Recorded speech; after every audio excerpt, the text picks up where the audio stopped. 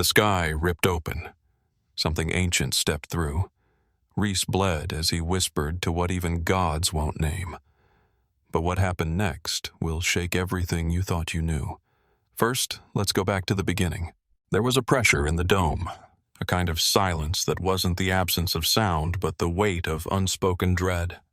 It settled into their bones, into the corners of the steel walls, humming low beneath the soft flicker of warning lights. Argo 9 wasn't built to withstand this kind of siege. It was a listening post, lightly armed, never meant to be the last defense line.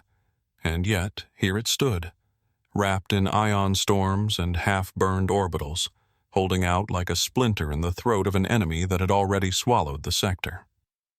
Reese moved to the central console. His fingers hovered over the biometric key, the one embedded with failsafes and moral inhibitors.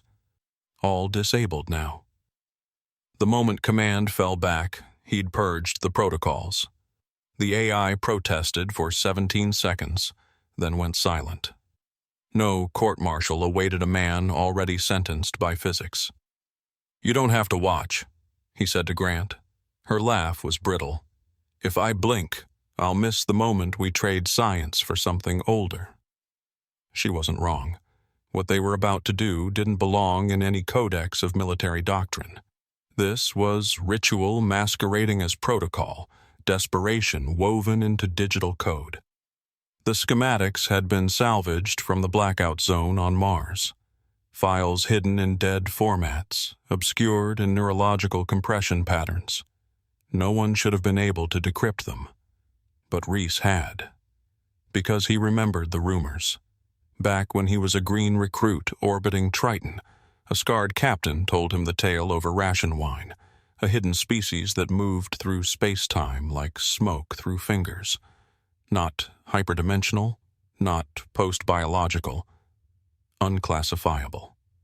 No one knew where they came from, only that they didn't follow the rules. Or perhaps they remembered what the rules were before things like time and entropy came into play. He'd laughed then, dismissed it. Now he was building their sigil from repurposed sensor arrays and spliced EEG data. He turned to face his crew.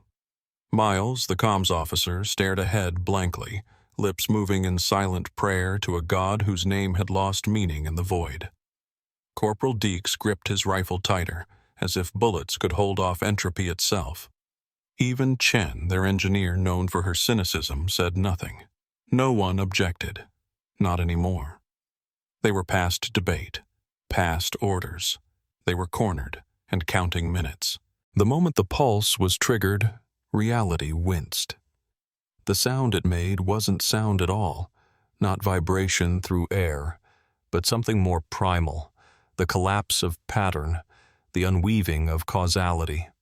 A guttural shudder radiated from the graviton beacon as it overloaded and fused into slag, its core liquefying in a whisper. Not an explosion, an undoing. Like time had reconsidered that it ever existed. Reese fell to one knee, nausea folding through him in waves. His jaw clenched so tightly he thought his molars would crack. The others weren't faring better. Grant was curled against a bulkhead, retching dryly, her pupils dilated wide enough to swallow her irises. Chen clutched her temples, mumbling something in Mandarin, but the syntax fractured mid-sentence, as if her brain had lost the blueprint for grammar. The dome lights dimmed to a wet, reddish hue, flickering not in rhythm, but in arrhythmia, as if mimicking a failing heartbeat. Then, the presence arrived. No footstep, no fanfare, just a sensation. Not seen, not heard, registered. Like discovering you'd had a tumor growing behind your eye, and now it was looking back. The nullborn did not manifest in space. They manifested in attention. The moment Reese tried to focus on the presence, it dissolved at the edges, a negative space that clawed at the mind's periphery. The air thickened, not with humidity, but with weightless consequence, like standing too close to a memory not meant to be remembered.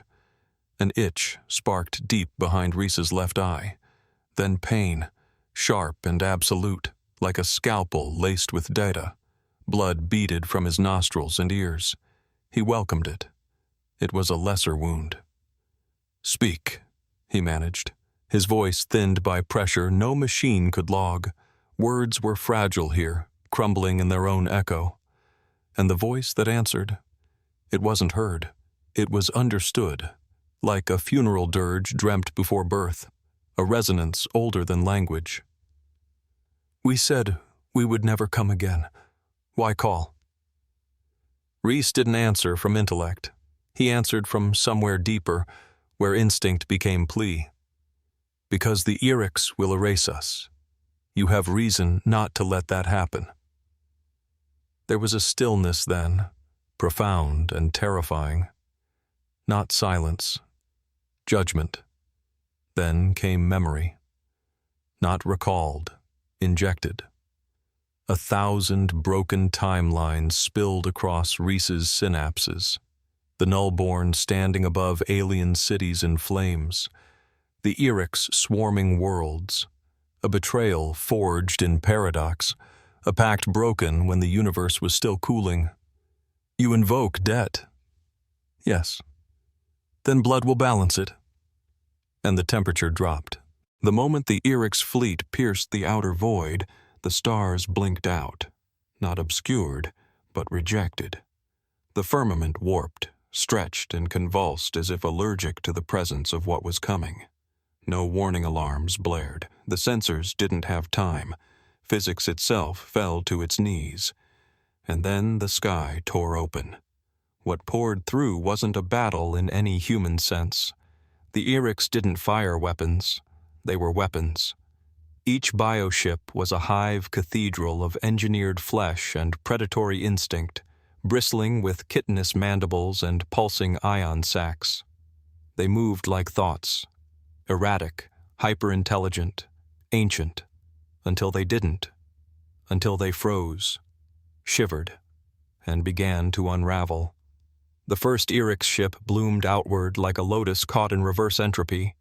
Its hull unzipped along paths that hadn't existed before, its screams stretching across spectra no ear could hear. Then came the second, a war cruiser larger than Argo 9, caught mid-turn as time bloated inside its core.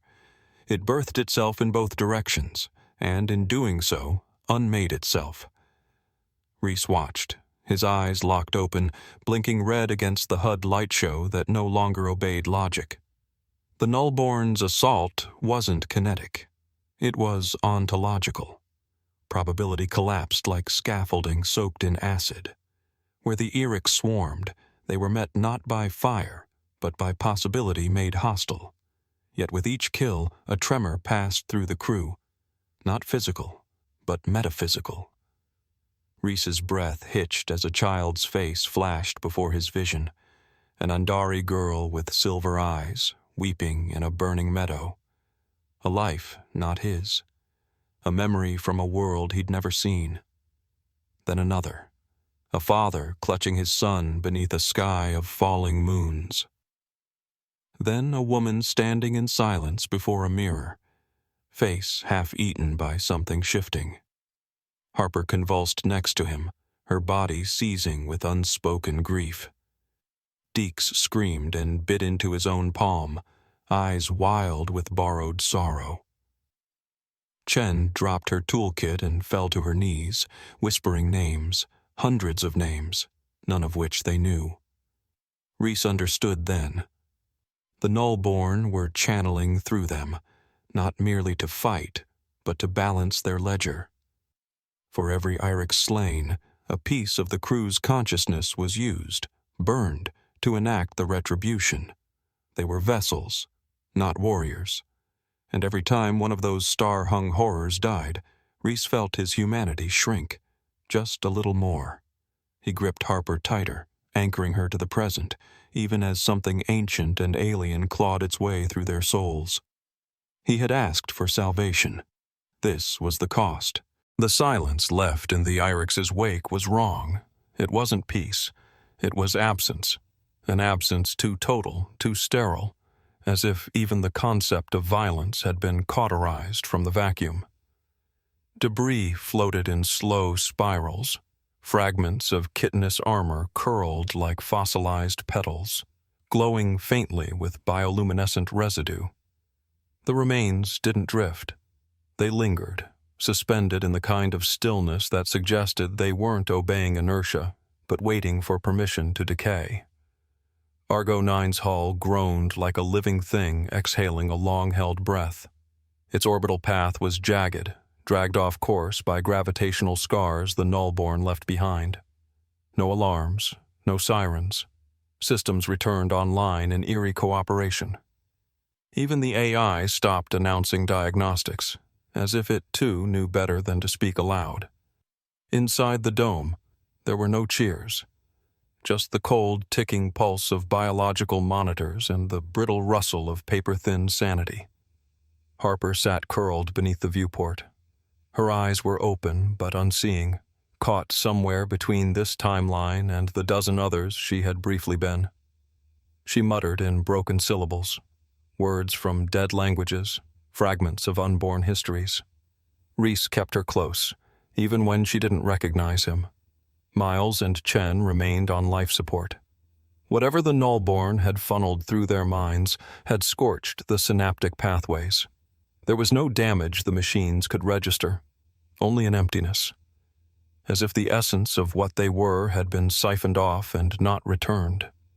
And Reese changed. Each morning brought another dream, but they weren't dreams in any human sense.